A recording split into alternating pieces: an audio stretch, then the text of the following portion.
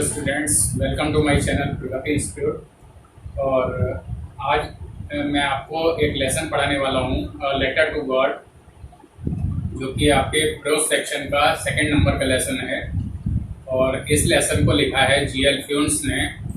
तो सबसे पहले तो हम लोग अबाउट द ऑथर, लेखक के बारे में जान लेते हैं। तो जीएल फ्यून्स ने इसको लिखा हुआ है, one of the famous modern writers, जो कि प्रसिद्ध आधुनिक जो लेखक हैं उनमें से एक थे। और has written for the young as well as the old. उन्होंने युवा लोगों के लिए, छोटे लोगों के लिए, छोटे बच्चों के लिए भी लिखा है, और ओल्ड यानी ज़्यादा उम्र के लोगों के लिए भी उन्होंने रचनाएं की हैं, कहानियाँ लिखी हैं। ही is a simple short story writer. वो एक साधारण से और स्टोरी राइटर हैं, कहानी लेखक हैं। एंड ह्यूमरिस्ट मतलब वो मजाकिया रचनाएं हैं उनकी, मतलब उनकी रचनाओं में थोड़ा हास्य भी है, हंसी मजाक भी है। He is a general writer. वो एक सामान्य लेखक हैं। वो has written on simple themes, जिन्होंने बहुत ही साधारण थीम पर साधारण रूप में स्टोरी कहानियाँ लिखी हैं। A letter to God is his simple story. A letter to God, ये जो उनकी कहानी है, ये बहुत ही साधारण कहानी है, which is full of humour, और जिसमें हंसी मजाक यानी हास्य भी भरपूर है। तो ये तो अबाउट द ऑथर, लेखक के बारे में थोड़ी सी जानकारी हुई। और अब अबाउट द लेसन, यानी कि इस लेसन में क्या बताया गया है, क्या कहानी है, उसके बारे में थोड़ा सा समझते हैं। Lencho, hard working farmer. Lencho, जो कि एक कठिन परिश्रम करने वाला किसान था, लिव्ड इन अ वैली। वो एक घाटी में रहता था, on the top of a low hill, जो कि एक निचली पहाड़ी की निचली पहाड़ी के सबसे ऊंचे शिखर पर, ऊंची चोटी पर, जो घाटी स्थित थी, वहां पर वो रहता था। वन मॉर्निंग, एक सुबह, ही फेस्ड रुइन। एक सुबह उसको सामना करना पड़ा, रुइन यानी विनाश का सामना करना पड़ा, नुकसान का सामना करना पड़ा, due to a severe snowfall. Severe snowfall मतलब बहुत ज़्यादा बर्फबारी की वजह से उसको नुकसान का सामना करना पड़ा, resulting a total damage of his crops, और जिसकी वजह से उसकी फसलों का टोटल नुकसान हो गया, पूरी तरह से नुकसान हो गया। He turned to God in distress. In distress means परेशानी में, जब उसके सामने परेशानी आ गई, विपत्ति आ गई, तो वह भगवान की तरफ मुड़ा, उसका ध्यान भगवान की तरफ गया। And wrote a letter asking him to send money, और उसने उन्हें यानी ईश्वर को, गॉड को एक पत्र लिखा, टू सेंड मनी, कि वो उसको धन भेजें, उसको पैसे भेजें। अ पोस्टमैन सा द लेटर टू गॉड। एक पोस्टमैन ने इस भगवान को लिखा हुआ जो पत्र था, तो उसको देखा पोस्टमैन ने। And took it to the postmaster, और वह इस पत्र को लेकर पोस्टमास्टर के पास गया। हु फर्स्ट लाफ्ड, जो कि पहले तो बहुत हंसा। पोस्टमास्टर उस पत्र को देखकर पहले तो बहुत हंसा। And then was surprised at the faith of the writer, और फिर वो जो पत्र के लेखक का भगवान में विश्वास था, उस विश्वास को देखकर बहुत ही ज़्यादा आश्चर्यचकित हो गया। He collected some money from his employees. उसने अपने एम्प्लॉयज यानी उसके जो पोस्ट ऑफिस में जो कर्मचारी काम करते थे, उनसे उसने कुछ धन इकट्ठा किया, पैसा इकट्ठा किया। And sent it to Lencho, और उसने इस पैसे को लेंचो, जो कि फार्मर था जिसने वो पत्र लिखा था, उस फार्मर को उसने वह पैसा भेज दिया विद अ लेटर, और उसके साथ, पैसे के साथ उसने एक पत्र भी रख दिया। When Lancho got the letter with money, जब लेंचो को वो पत्र मिला पैसे के साथ, तो एंड काउंटेड इट लेस, और जब उसने पैसे को गिना तो उसको वो पैसा थोड़ा कम लगा। जितना पैसा उसने ईश्वर से मांगा था, भगवान से मांगा था, उससे वह पैसा उसको कुछ कम लगा। तो ही फेल्ट फ्यूरियस, तो वह बहुत अधिक क्रोधित हो गया, उसको बहुत गुस्सा आया। So he wrote another letter to God, इसलिए उसने भगवान को एक दूसरा पत्र लिखा, asking him to send rest of the money, और भगवान से उसने दूसरे पत्र में कहा कि वो जो शेष धन रह गया है, जो धन कम उसको मिला था, वो धन उसको दोबारा भेज दें। नॉट बाय द पोस्ट, और उसको डाक के द्वारा ना भेजें। As the post office employees were a bunch of crooks, क्योंकि जो पोस्ट ऑफिस के जो कर्मचारी हैं वो बेईमान लोग हैं, वो डिसऑनेस्ट लोग हैं। तो इस तरह से इस कहानी में ये दिखाया गया है और इसको मैंने आपको बताया। तो मुख्य रूप से अगर देखा जाए तो इस कहानी में जो पत्र का लेखक है लेंचो फार्मर, उसका जो ईश्वर में विश्वास है, उस विश्वास को इसमें लेसन में दिखाया गया है। तो अब हम लोग लेसन को शुरू करते हैं। तो जो टेक्स्ट है आपका वो यहाँ से शुरू होता है। द हाउस यानी घर, the only one in the entire valley, जो कि उस पूरी घाटी में अकेला घर था। Set on the crest of a low hill, crest कहते हैं चोटी, यानी पहाड़ की जो चोटी होती है, तो उसके लिए यहाँ आया set on the crest of a low hill, जो कि एक निचली पहाड़ी की चोटी पर स्थित था। तो वह घर उस पूरी घाटी में अकेला एक ही घर वहां पर था। फ्रॉम दिस हाइट, इस ऊंचाई से यानी पहाड़ी की ऊंचाई से, one could see the river, कोई भी व्यक्ति देख सकता था। यानी वहां से क्या दिखाई पड़ता था? द रिवर, नदी दिखाई पड़ती थी। And the field of ripe corn, और पके हुए अनाज के खेत दिखाई पड़ते थे। डॉटेड विद द फ्लावर्स, जो कि जिन खेतों में फूल दिखाई पड़ते थे, और वो फूल डॉटेड यानी बिंदुओं के रूप में ऊपर से दिखाई पड़ते थे। उतनी ऊंचाई से वो फूल छोटे छोटे बिंदुओं के रूप में दिखाई पड़ते थे। That always promised a good harvest, और उन फूलों को देखकर लगता था कि उस साल एक अच्छी फसल होगी। यानी लेंचो जो फार्मर था उसको ऐसा लगता था कि इस साल फसल बहुत अच्छी होगी। द ओनली थिंग, एकमात्र चीज, द अर्थ नीडेड, जो कि जिसको जमीन, जो खेती की जो जमीन थी, उसको अब केवल एक ही चीज की जरूरत थी, वॉज अ डाउनपुअर। डाउनपुअर कहते हैं तेज बारिश को या मूसलाधार बारिश के लिए। तो उस खेती की जमीन को केवल एक चीज की जरूरत थी, और वो थी मूसलाधार बारिश, और एटलीस्ट अ शावर, या कम से कम थोड़ी बहुत जो बूंदाबांदी हो सकती थी, तो वो बूंदाबांदी की उसको बहुत अधिक जरूरत थी। थ्रू आउट द मॉर्निंग, सुबह के समय, Lencho who knew his fields intimately, जो कि अपने खेतों को बहुत अच्छी तरह से जानता था, हैड डन नथिंग, उसने और कुछ नहीं किया, नथिंग एल्स, और कुछ नहीं किया, but seen the sky towards the north east, बल्कि वो उत्तर पूर्व की तरफ के आसमान की तरफ वो देखता रहा।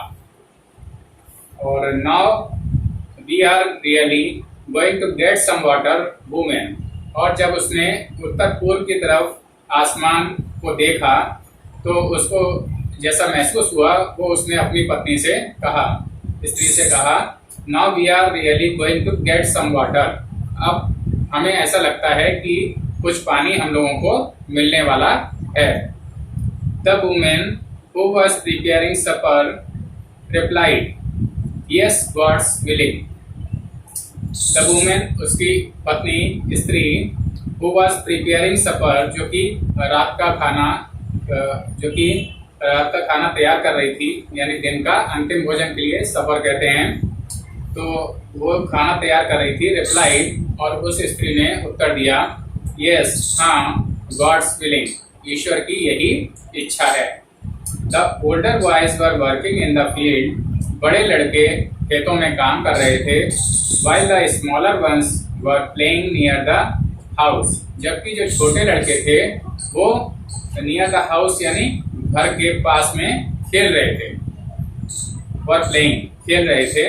Until the woman called to them all, कि ठीक उसी समय उस स्त्री ने उन सबको बुलाया। Come for dinner, रात के खाने के लिए आओ। It was during the meal, और it was during the meal यानी खाने के दौरान, जब वो लोग खाना खा रहे थे तब, that just as Lencho had predicted, जैसा कि लेंचो ने भविष्यवाणी की थी, जैसा लेंचो ने कहा था, big drops of rain began to fall, बारिश की बड़ी बड़ी बूंदें गिरने लगी। इन द नॉर्थ ईस्ट, उत्तर पूर्व में, उत्तर पूर्व दिशा में, huge mountains of clouds could be seen approaching, approaching मतलब आते हुए दिखाई पड़ रहे थे। उत्तर पूर्व की दिशा में ह्यूज माउंटेन्स ऑफ क्लाउड्स यानी बड़े बड़े बादल जो कि बड़े बड़े पहाड़ों की तरह से दिखाई पड़ रहे थे, कुड बी सीन अप्रोचिंग, वो आते हुए दिखाई पड़ रहे थे बड़े बड़े बादल। The air was fresh and sweet, हवा ताजी थी और मधुर यानी बहुत ही अच्छी लग रही थी, उस समय बहुत अच्छी हवा चल रही थी। The man went out for no other reason, वो जो आदमी था यानी जो लेंचो फार्मर वेंट आउट, बाहर गया, फॉर नो अदर रीजन, और किसी कारण से बाहर नहीं गया, बल्कि किस कारण से गया, then to have the pleasure of feeling the rain on his body, वो to have the pleasure of feeling the rain, बारिश का आनंद अपने शरीर पर लेने के लिए, यानी वो बारिश में भीगने के लिए बाहर को गया। एंड वेन ही रिटर्न, और जब वह वापस लौटा, ही एक्सक्लेम्ड, तो उसको आश्चर्य हुआ, these are not rain drops falling from the sky, उसने कहा कि ये जो these are not rain drops, ये बारिश की बूंदें नहीं हैं जो कि आसमान से गिर रही हैं, दे आर न्यू कॉइन्स, वे नए सिक्कों के समान हैं। यानी उन बारिश की बूंदों को देखकर उसको सिक्कों का एहसास हुआ, उसको ऐसा लगा कि उसकी आर्थिक स्थिति बहुत अच्छी हो जाएगी अब, यानी उसको फसल अच्छी मिलेगी, तो इसलिए उसने उन बारिश की बूंदों को नए सिक्कों के समान कहा। The big drops are 10 cent pieces, बड़ी बूंदें 10 सेंट यानी 10 पैसे के सिक्के की तरह से लग रही हैं। And the little ones are 5, और छोटी बूंदें 5 पैसे की सिक्के, 5 सेंट की सिक्के की तरह से लग रही हैं। विद अ सेटिस्फाइड एक्सप्रेशन, एक संतुष्टि के भाव से, ही regarded the field of ripe corn with its flowers draped in a curtain of rain.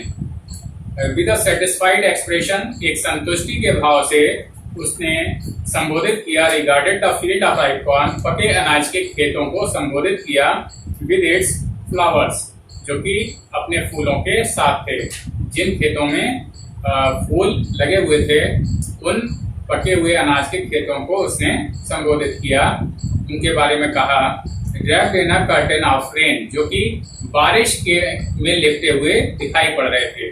Curtain वैसे तो कहते हैं पर्दे के लिए, लेकिन यहाँ पर है कि वो खेत बारिश में तर दिखाई पड़ रहे थे, तो उन खेतों को उसने संबोधित किया या उन खेतों के बारे में उसने कहा। But suddenly a strong wind began to blow, लेकिन अचानक ही एक तेज हवा चलने लगी। And along with the rain, और बारिश के साथ ही very large hailstones began to fall, और बारिश के साथ ही बहुत बड़े बड़े ओले, हेल स्टोन्स यानी ओले, बिगन टू फॉल गिरने लगे। These truly did resemble new silver coins, ये जो बड़े बड़े ओले थे वो समान थे, यानी किसके समान दिखाई पड़ रहे थे? न्यू सिल्वर कॉइन्स, नए सिल्वर कलर के सिक्कों की तरह से, चांदी के सिक्कों की तरह से वो दिखाई पड़ने लगे। द बॉयज, जो लड़के थे उसके, लेंचो फार्मर के, exposing themselves to the rain, जो कि बारिश में बाहर भीगने निकल गए थे। Ran out to collect the frozen pearls, वो दौड़ पड़े उन फ्रोजन पर्ल्स यानी जमे हुए मोतियों को, यानी उन ओलों को इकट्ठा करने के लिए। उन ओलों को प्राप्त करने के लिए वो दौड़ पड़े बाहर। It's really getting bad now. अब ये खराब हो रहा है, मतलब ये ओलों का गिरना उसको, लेंचो फार्मर को खराब लगा, तो उसने कहा कि अब ये चीज जो है खराब हो रही है, खराब बात हो रही है। एक्सक्लेम्ड द मैन, उस व्यक्ति ने आश्चर्य व्यक्त करते हुए कहा। आई होप, मुझे आशा है, इट पासेस क्विकली, कि ये जो ओले पड़ना है वो जल्दी ही समाप्त हो जाएगा, ओले पड़ने जल्दी ही बंद हो जाएंगे, ऐसी मुझे उम्मीद है। लेंचो ने कहा। It did not pass quickly, लेकिन जो ओले पड़ना था वो जारी रहा, यानी जल्दी खत्म नहीं हुआ। फॉर एन आवर, 1 घंटे तक, the hail rained on the house, the garden, the hillside, the cornfield, on the whole valley. For an hour, 1 घंटे तक ओले पड़ते रहे। द हेल रेन्ड, ओले बरसते रहे।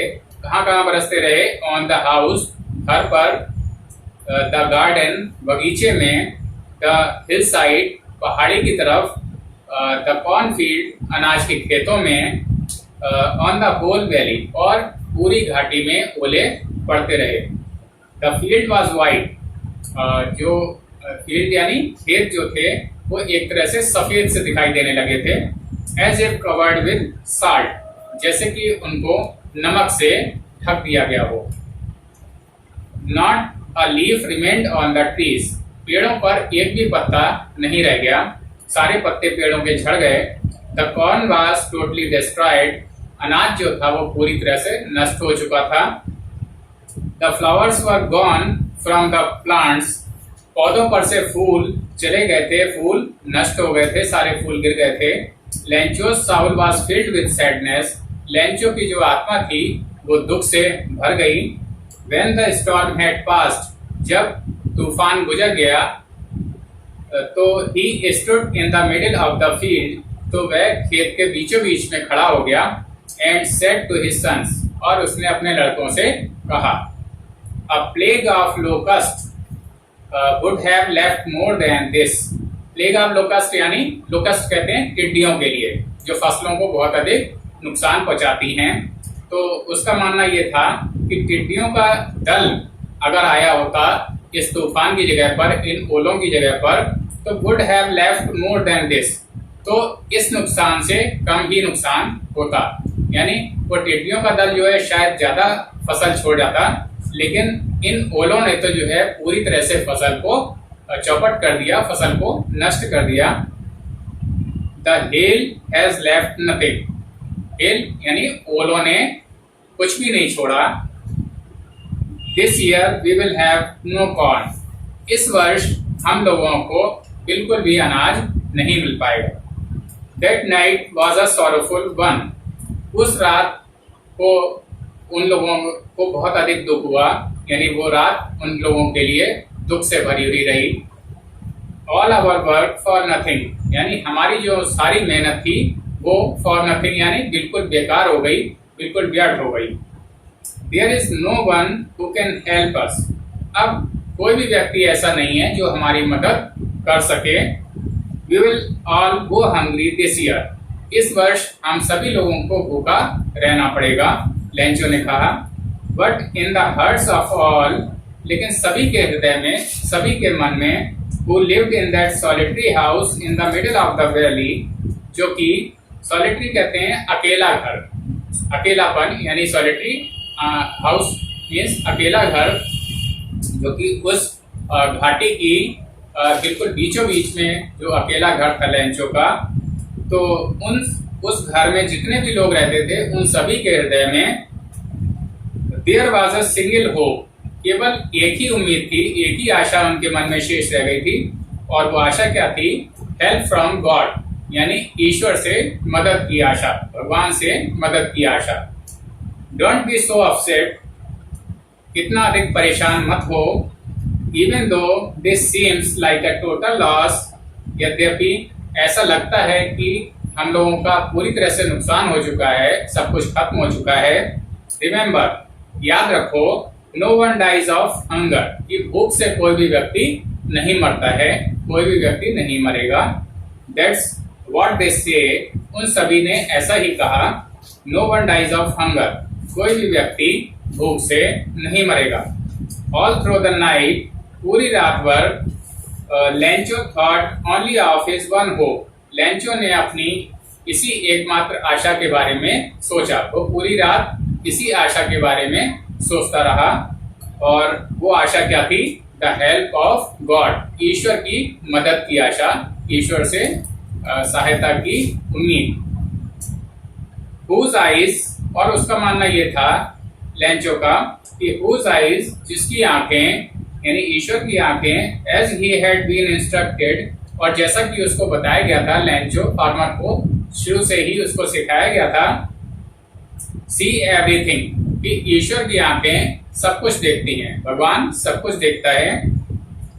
Even what is deep in one's conscience, यहाँ तक कि किसी व्यक्ति की अंतरात्मा में या उसके मन में क्या चल रहा है, ये भी ईश्वर को पता होता है, ईश्वर इस बात को भी जानते हैं। तो स्टूडेंट्स, ये जो टेक्स्ट था मैंने यहाँ तक का आपको पढ़ा दिया है, और अब इसके जो मीनिंग्स हैं उनको मैं बता देता हूँ।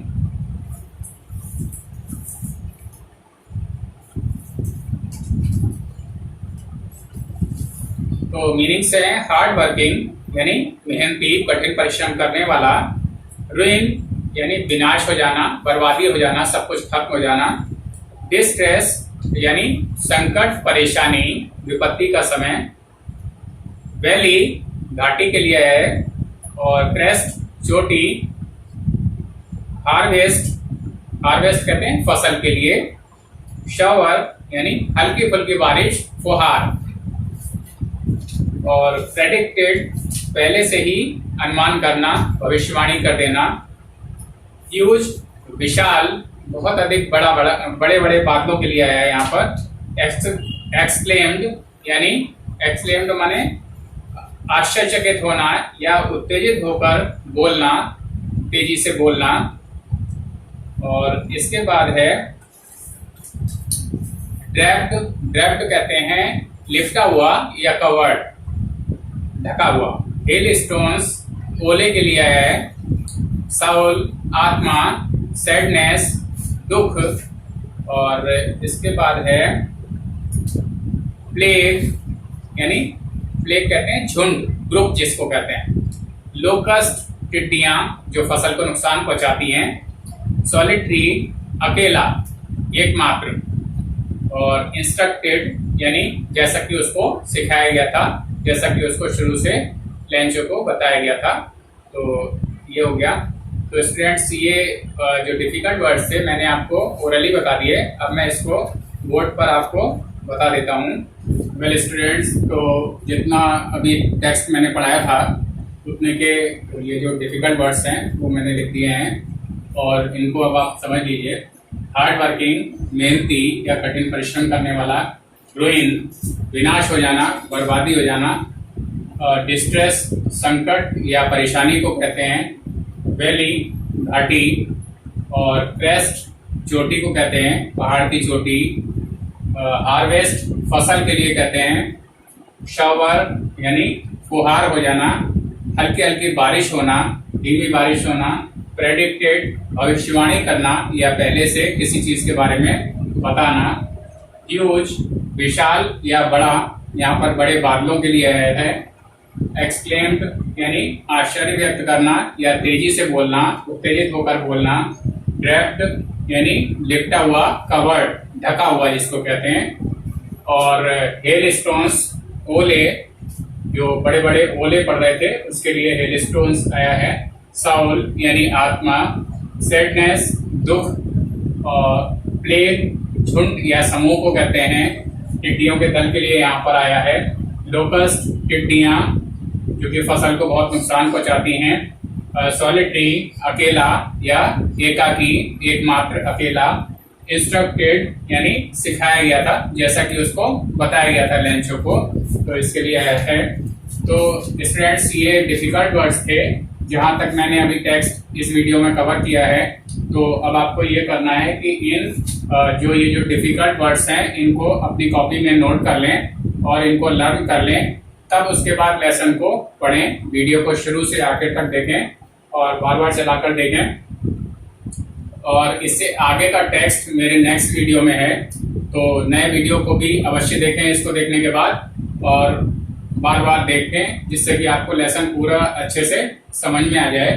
तो इस वीडियो को मैं यहीं पर एंड करता हूँ।